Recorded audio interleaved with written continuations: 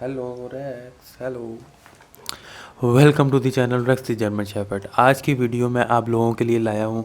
आप लोगों के क्वेश्चंस मैंने लिख रखे हैं, जितने भी आप लोगों ने मुझसे क्वेश्चंस किए हैं, और मैं बारी बारी उनका आंसर देता रहूँगा। और उसके अलावा मैं आप लोगों से एक बात करूँगा कि बहुत ज़्यादा प्यार दिया आपने मुझे और मेरे रेक्स को, तो हमारी तरफ से बहुत बहुत थैंक यू। और इसी तरह हमें प्यार देते रहें ताकि हमें भी मोटिवेशन मिलती रहे और आपके डॉग्स हमारी वजह से ठीक होते रहे।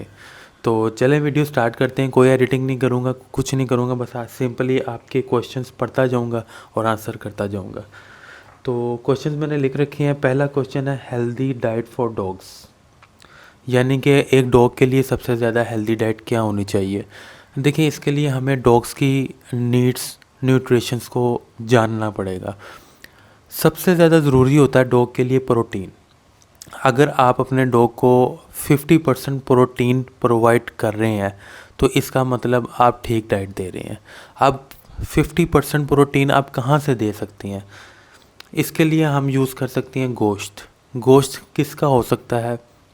किसी का भी आप दे सकते हैं। चिकन का दे सकते हैं, काऊ का, गोट का, जो आपके लिए इजीली अवेलेबल हो आप उसका गोश्त दे सकते हैं। लेकिन हाँ, चिकन से मैं मना करता हूँ क्योंकि वो एक ब्रायलर चिकन होता है जो कि स्टीरॉइड्स के ज़रिए बनाया जाता है। एक छोटा सा चूज़ा होता है, उसको स्टीरॉइड्स दी जाती हैं और फिर वो 20 से 25 दिन में वही चूज़ा इतनी बड़ी मुर्गी बन जाता है। तो वो मैं थोड़ा सा कहता हूँ कि हार्मफुल होता है डॉग्स के लिए। डॉग्स के लिए क्या, सबके लिए, हमारे लिए भी वो थोड़ा हार्मफुल होता है। टेस्ट के लिए तो वो ठीक है, लेकिन सेहत के लिए मैंने उसको बेहतर नहीं समझा। तो कोशिश करेंगे गाय का मीट दे दें, काऊ का मीट दे दें या गोट का मीट दे दें। अब आप पूछेंगे कि यार ये तो बहुत एक्सपेंसिव पड़ती होगी ना आपको डाइट, अगर आप एक गोश्त दे रहे हैं अपने डॉग को डेली दो दो दफ़ा। तो आप कोशिश करें कि जो गाय और गोट की सिर वाला जितना हिस्सा है ना, वो उसका दिमाग हो गया, उसका मगज़ हो गया, उसका ज़ुबान होगी और उसका फेफड़ा होगा, लंग्स होंगे, उसकी कलेजी होगी। इन सारी चीज़ों को ना आपने कीमा करवा लेना है, यानी कि मैश करवा लेना है। मैश करवा के वो भी आप दे सकते हैं। अब आपने इस तरह से डाइट नोट करनी है कि ये होगी आपकी प्रोटीन, ये आपने देनी है 50%। उसके बाद आते हैं आपने 30%, उसमें आपने राइस ऐड करने हैं, बॉयल्ड राइस ऐड करने हैं 30%। और जो बाकी का 20% है आपने उसमें सलाद, सलाद में क्या क्या हो सकता है, खीरा, गाजर और बंद गोभी। और उसके अलावा आप वेजिटेबल में घिया कद्दू भी दे सकते हैं, कभी कभी पालक भी दे सकते हैं, ठीक है। और योगर्ट लाजमी दिया करें, थोड़ा सा 3-4 टेबलस्पून उसमें ऐड कर दिया करें। उससे आपके डॉग्स के हेयर्स भी अच्छे होंगे जो उसको आप डाइट दे रहे हैं, और वो ठीक तरीके से हज़म भी हो सकेगी उसको। तो ये होगी एक डाइट पैटर्न कि आपने किस तरह से अपने डॉग को डाइट देनी है। अब आप जो भी डाइट दे रहे हैं आप देख लीजिए कि आप कितने % क्या चीज़ दे रहे हैं, और अगर आप गलत डाइट दे रहे हैं तो उसको ठीक कर लें। आगे बढ़ते हैं। सेकंड क्वेश्चन है इंक्रीज डॉग हाइट, यानी कि डॉग की हाइट को इंक्रीज़ कैसे करें, बढ़ाएं कैसे। देखिए, सबसे पहली चीज़ मैटर करती है कि आपके पास जो पपी है या डॉग है उसके पेरेंट्स की क्या हाइट थी, क्योंकि जो उसके पेरेंट्स के डीएनए से उसको हाइट मिली है उससे ज़्यादा नहीं हो सकती उसकी हाइट। अगर आपके डॉग के जो पेरेंट्स हैं उनकी 27 इंचज़ हाइट है तो उनके पप्पी की भी मैक्सिमम 27 ही होगी। हाँ, हम कुछ ऐसी चीज़ें कर जाते हैं बाजू का जिसकी वजह से हमारे पप्पी या डॉग की हाइट जितनी निकलनी होती है उतनी निकलती नहीं है। तो उसको हम ठीक कर सकते हैं कि मैक्सिमम जिस उसके डीएनए में जितनी हाइट है हम उसको मेंटेन करके देखें। अब उसमें क्या हो सकता है, उसमें सबसे ज़रूरी चीज़ होती है उसकी कैल्शियम। कैल्शियम बोन्स को बनाती है, जितनी बोन स्ट्रक्चर मजबूत होते हैं उतनी ही हाइट उसकी ठीक होगी। अब कैल्शियम आप किसी भी सूरत में दे सकते हैं। कैल्शियम जो होता है वो दही में भी होता है। कैल्शियम एग के जो शेल्स होते हैं अगर वो आप मैश करके दिया करें डेली, उसमें भी कैल्शियम होता है। और कैल्शियम आप उसको बोन्स दे सकते हैं, बोन्स में भी, हड्डियों में भी कैल्शियम होता है। और उसके अलावा सप्लीमेंट ठीक है, मैं प्रेफर नहीं करता सप्लीमेंट के आप दें, लेकिन अगर आपको लग रहा है कि बहुत ज़्यादा हाइट रुक रही है तब आप दे सकते हैं। कोई भी आप कैल्शियम का सिरप दे दें या टैबलेट दे दें उसको। तो इस तरह से हम डॉग की हाइट को मेंटेन कर सकते हैं। हाँ, एक होता है कि डॉग का जो बॉडी स्ट्रक्चर हो गया वो ख़राब हो गया हुआ है, बेंड हो गया, उसका फेस जो है वो डाउन होना शुरू हो गया हुआ है। तो वो क्यों होता है कि हम उसको जब खाना देते हैं ना तो हम ज़मीन पे रख देते हैं, तो वो खाना खाता है ज़मीन की तरफ फेस करके, तो उसकी वजह से उसकी जो बॉडी का स्ट्रक्चर होता है ना वो ख़राब होना शुरू हो जाता है। तो कोशिश किया करें कि खाना जो है ना उसके शोल्डर लेवल या फेस लेवल तक दिया करें, ताकि उसकी जो नेक है ना वो बिल्कुल स्ट्रेट रहे, झुके ना। नेक्स्ट क्वेश्चन है, best food in market. Market के बहुत सारी फीड्स आती हैं पाकिस्तान में, इंडिया में, ऑल ओवर दी वर्ल्ड। मैंने कई जो है एक्सपीरियंस किए हैं, और जो सबसे ज़्यादा बेस्ट मुझे लगी है वो रॉयल कैनन की फीड लगी है। अब रॉयल कैनन में काफ़ी आती हैं, मैक्सी स्टार्टर भी आती है, पपी फूड भी आता है, अडल्ट डॉग भी आता है। आपने कौन सा देना है? तो मैं ये प्रेफर करूँगा कि आप मैक्सी स्टार्टर ही दिया करें, चाहे आपके पास किसी भी एज का डॉग है या पपी है, क्योंकि उसके अंदर जो न्यूट्रिशंस है ना वो एक प्रेग्नेंट मदर और एक न्यू बॉर्न पपी के लिए डाली गई हैं। तो उसके अंदर कुछ ऐसी न्यूट्रिशंस हैं कि वो आपके पपी या प्रेग्नेंट फीमेल उसके पेट को या स्टमक को डिस्टर्ब नहीं करेंगे, बल्कि और ज़्यादा बूस्ट करेंगे। तो हमें तो काफ़ी ज़्यादा यही इशू देखने को मिलता है कि हमारे डॉग या पपी का स्टमक ख़राब हो गया हुआ है। तो कोशिश करें कि अपने डॉग को मैक्सी स्टार्टर ही दिया करें, चाहे वो किसी भी एज में, उसका जो स्टमक है वो कभी भी ख़राब नहीं होगा। इसके अलावा टेस्ट ऑफ वाइल्ड मैंने यूज़ करवाया, वो भी अच्छा है, लेकिन वो सेकंड नंबर पे रखूँगा मैं। थर्ड नंबर पे मैं NND भी रखूँगा, वो भी एक अच्छी डाइट है। तो लेकिन कोशिश करें कि रॉयल कैनन मैक्सी स्टार्टर ही दिया करें। ओके, नेक्स्ट क्वेश्चन है, डॉग हेयर फॉल प्रॉब्लम, यानी कि डॉग के हेयर्स बहुत ज़्यादा उतरते हैं, उनके हेयर्स में प्रॉब्लम आ रही है। इसका सबसे ज़्यादा इशू ये होता है कि जब गर्मी पड़ती है ना तो इनके हेयर्स उतरना स्टार्ट हो जाते हैं। तो इनका जो नॉर्मल टेम्परेचर होता है जिसमें हमें इनको रखना होता है वो होता है तकरीबन, मैक्सिमम भी आप कह लें 25 तक, ठीक है। इससे ऊपर इनका टेम्परेचर एटमॉस्फेयर ना जाने दिया करें, मेंटेन करके रखा करें। अगर आपने अपने डॉग को इस टेम्परेचर में रखा हुआ है कि टेम्परेचर है 18 से नीचे, बिलो दी 18, तो फिर आपके डॉग के हेयर्स जितने बढ़ सकेंगे बढ़ेंगे। उसके अलावा डेली ब्रश लाजमी किया करें। जब आप डेली ब्रश करते हैं तो उनके जो कमज़ोर और डैमेज हेयर्स होते हैं वो ब्रश के ज़रिए उतर जाते हैं, और जो ठीक वाले हेयर्स होते हैं वो खुल के बाहर निकलते हैं। तो इसलिए डेली ब्रशिंग लाजमी किया करेंगे। शैम्पू अच्छा यूज़ करें, महंगा यूज़ कर लें, इंसानों वाला शैम्पू ना यूज़ किया करें। अगर करना भी है तो उसको किसी अच्छे डॉग शैम्पू के साथ मिक्स करके फिर यूज़ करवाया करें। और अगर तो आपने एटमॉस्फेयर मेंटेन करके रखा हुआ है, ठीक है, ज़्यादा गर्मी नहीं है, सर्दी है, तब उसको आप विटामिन E कैप्सूल दे सकते हैं, वो इनके हेयर्स के लिए बहुत बेहतर होंगे। आगे चलते हैं, रॉ फूड इज़ बेटर और बॉइल्ड फूड, यानी कि बॉइल्ड फूड बेटर है या हम उनको कच्चा गोश्त दें। देखें, इस पे आज तक ना बहस ही चल रही है। मैंने अंग्रेज़ों को भी सुना है, मैंने अमेरिकन्स को भी सुना है, जर्मन्स को भी सुना है, हर तरह के मैंने कंट्री को मैंने सुना है इस बारे में।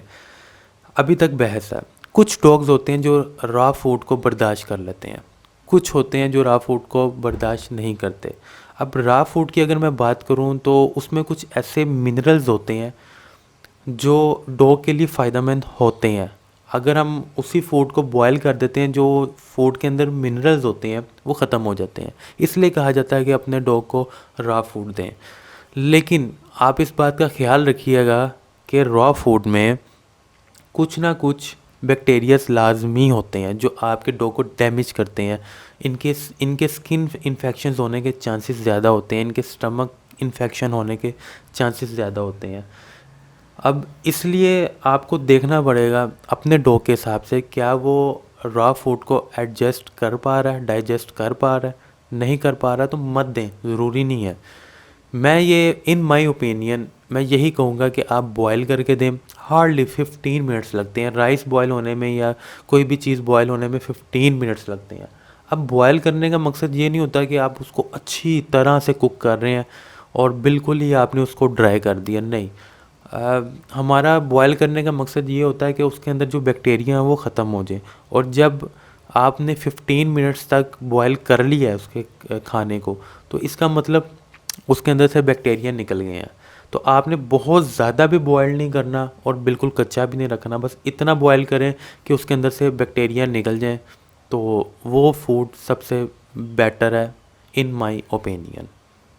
अगला क्वेश्चन है, हमारा डॉग ऊपर चढ़ता है बार बार हर time. Okay, I got it.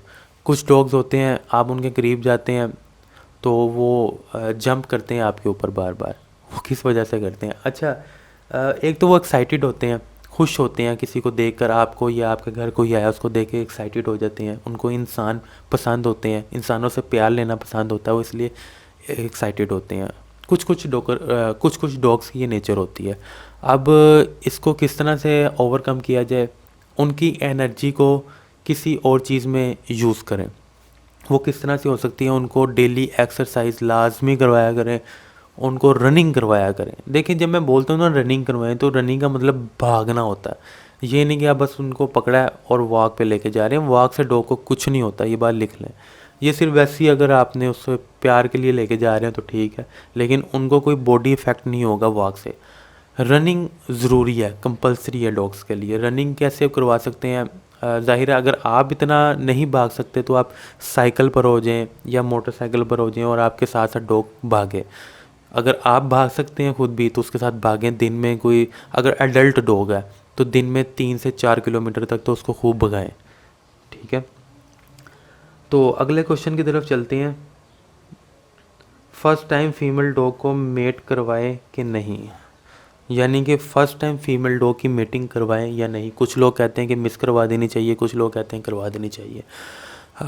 अगर मैं बताऊं तो इससे कोई फ़र्क नहीं पड़ता कि आप फ़र्स्ट टाइम मीटिंग करवा रहे हैं, बल्कि अच्छी बात है। ऐसा नहीं है कि ये गलत चीज़ है। अब जो स्ट्रीट डॉग्स होते हैं, जो बाहर डॉग घूम रहे होते हैं, वो उनको तो नहीं ना पता होता कि हमने अपनी फ़र्स्ट हीट मिस करनी होती है या नहीं करनी होती। और ये फीमेल डॉग्स के लिए, उनकी साइकोलॉजी के लिए बेहतर भी होता है अगर उनको फ़र्स्ट टाइम मेट करवा दिया जाए।